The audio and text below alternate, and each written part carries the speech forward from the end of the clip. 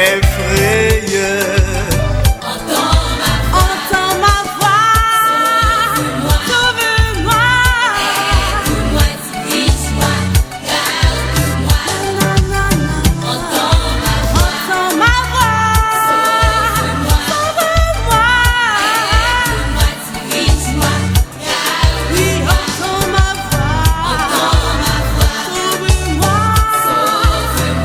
aide-moi, dirige-moi,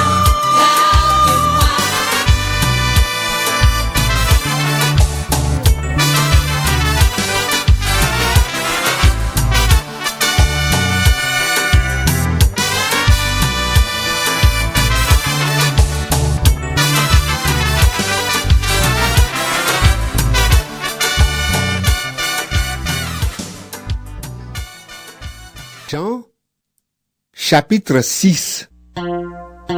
Après cela, Jésus s'en va de l'autre côté du lac de Galilée, qu'on appelle aussi lac de Tibériade. Une grande foule le suit. En effet, les gens ont vu les signes étonnants qu'il a faits en guérissant les malades. Jésus monte sur une montagne et là, il s'assoit avec ses disciples. C'est un peu avant la fête juive de la Pâque. Jésus regarde et il voit une grande foule qui vient vers lui. Il demande à Philippe: Où allons-nous acheter des pains pour qu'ils mangent? Jésus dit cela pour voir ce que Philippe va répondre. Mais il sait déjà ce qu'il va faire. Philippe lui répond: Même avec 200 pièces d'argent, cela ne suffit pas pour que chacun reçoive un petit morceau de pain. Un autre disciple, André, le frère de Simon-Pierre, dit à Jésus: Il y a là un petit garçon qui a 5 pains d'orge et 2 petits poissons. Mais qu'est-ce que c'est pour tant de gens? Jésus dit: Faites asseoir tout le monde. Il y a beaucoup d'herbes à cet endroit et les gens s'assoient. Ils sont à peu près 5000. Alors, Jésus prend les pains, il remercie Dieu et il les distribue aux gens qui sont là. Il fait la même chose avec les poissons. Il leur en donne autant qu'ils veulent. Quand ils ont assez mangé, Jésus dit à ses disciples: Ramassez les morceaux qui restent. Il ne faut rien perdre. Les disciples les ramassent. Ils remplissent 12 paniers avec les morceaux des 5 pains d'orge qui restent après le repas. En voyant le signe étonnant que Jésus vient de faire, les gens disent: C'est vraiment lui le prophète, celui qui devait venir dans le monde. Mais Jésus le sait. Ils vont venir le prendre pour le faire roi. Alors, il s'éloigne de nouveau dans la montagne, tout seul. Quand le soir arrive, les disciples de Jésus descendent au bord du lac. Ils montent dans une barque et ils vont vers Capernaum de l'autre côté du lac. Il fait déjà nuit. Jésus ne les a pas encore rejoints. Le vent souffle fort et il y a beaucoup de vagues. Les disciples ont fait à peu près 5 kilomètres. À ce moment-là, ils voient Jésus marcher sur le lac et s'approcher de la barque. Alors, ils ont peur. Mais Jésus leur dit: C'est moi, n'ayez pas peur. Ils veulent le prendre dans la barque, mais aussitôt, la barque arrive à l'endroit où ils allaient. La foule est restée de l'autre côté du lac. Le jour suivant, les gens voient qu'une seule barque est partie. Ils le savent. Jésus n'est pas monté dans la barque avec ses disciples. Les disciples sont partis seuls. Mais d'autres barques viennent de Tibériade. Elles arrivent près de l'endroit où les gens ont mangé le pain après le repas de remerciement du Seigneur. La foule voit que Jésus et ses disciples ne sont pas là. Alors, ils montent dans les barques et ils vont à Capernaum pour chercher Jésus. Les gens trouvent Jésus de l'autre côté du lac et ils lui demandent. Maître, quand est-ce que tu es arrivé ici? Jésus leur répond. Oui, je vous le dis, c'est la vérité. Vous me cherchez seulement parce que vous avez mangé autant de pain que vous avez voulu. Mais vous ne me cherchez pas parce que vous avez vu des signes étonnants.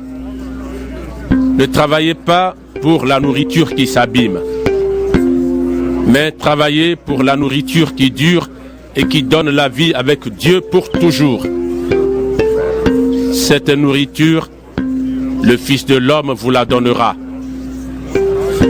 En effet, le Père, qui est Dieu lui-même, a donné son pouvoir au Fils.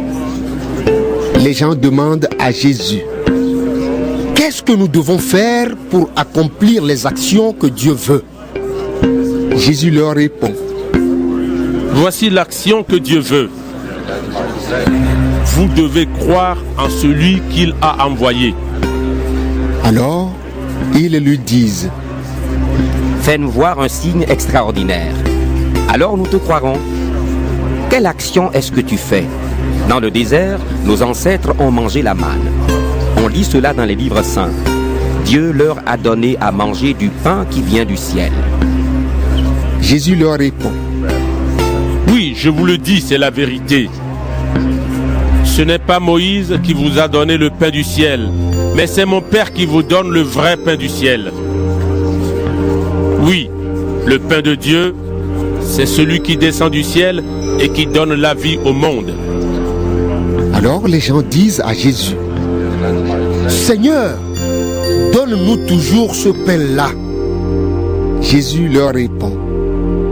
Le pain qui donne la vie, c'est moi.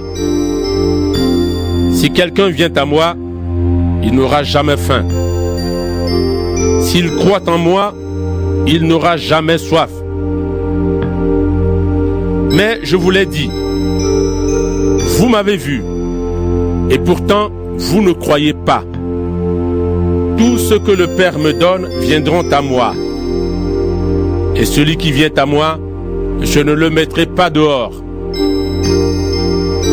Oui, je suis descendu du ciel pour faire la volonté de celui qui m'a envoyé. Je ne suis pas venu pour faire ce que je veux.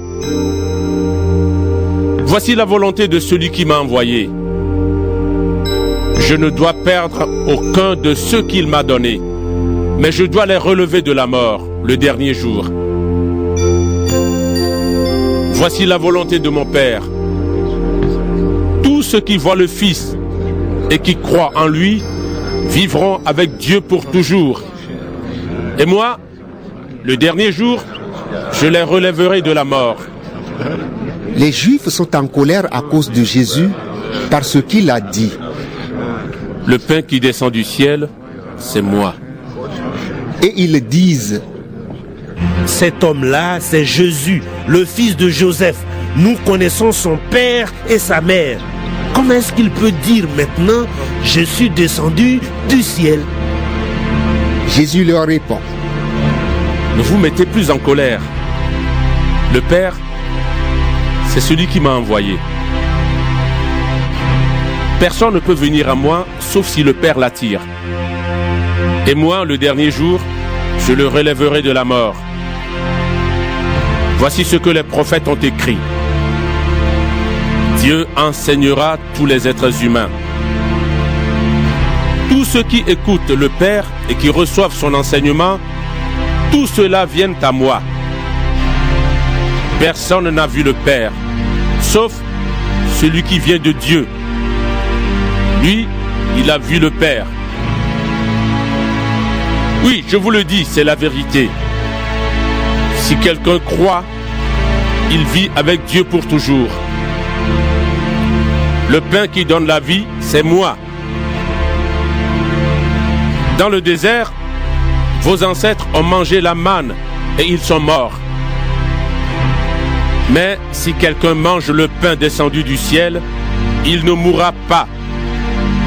Le pain vivant qui est descendu du ciel, c'est moi. Celui qui mange de ce pain vivra pour toujours. Et le pain que je donnerai, c'est mon corps. Je le donne pour la vie du monde. Alors les Juifs se disputent.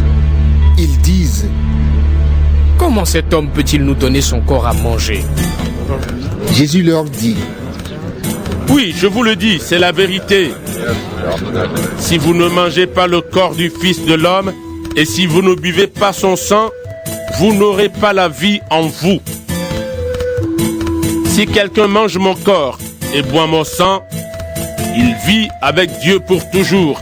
Et moi, le dernier jour, je le relèverai de la mort.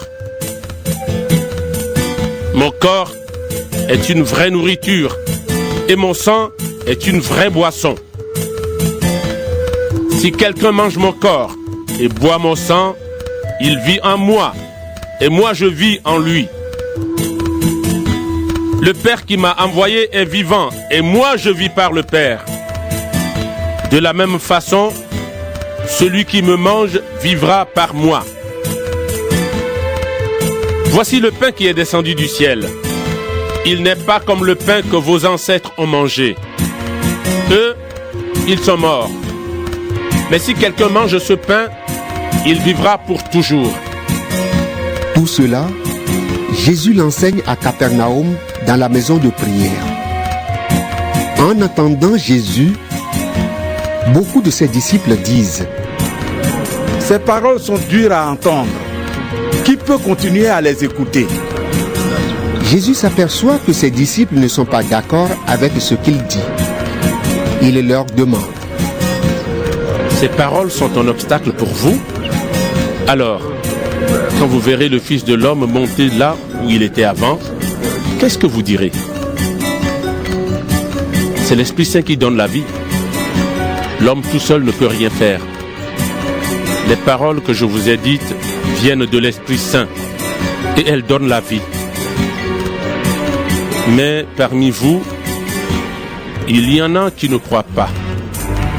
En effet, Jésus connaît depuis le début ceux qui ne croient pas en lui et celui qui va le livrer.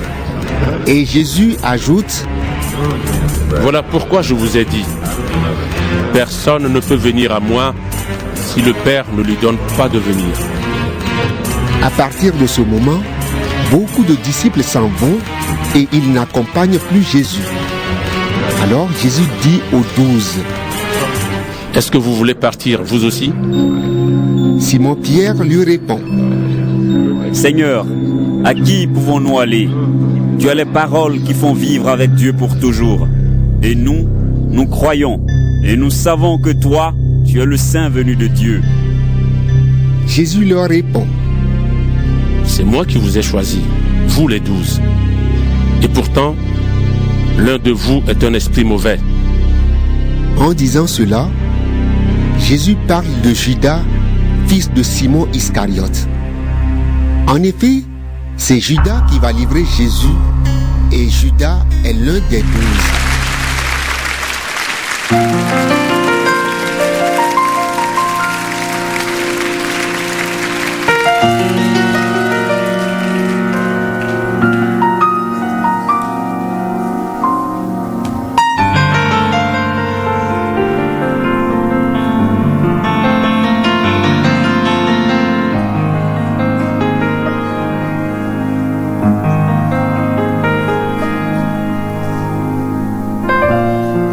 Pourquoi donc je prends plaisir dans les infirmités, dans les reproches et dans les besoins, dans les persécutions et dans les détresses, pour la cause du Christ. Car lorsque je suis faible, c'est alors que je suis fort.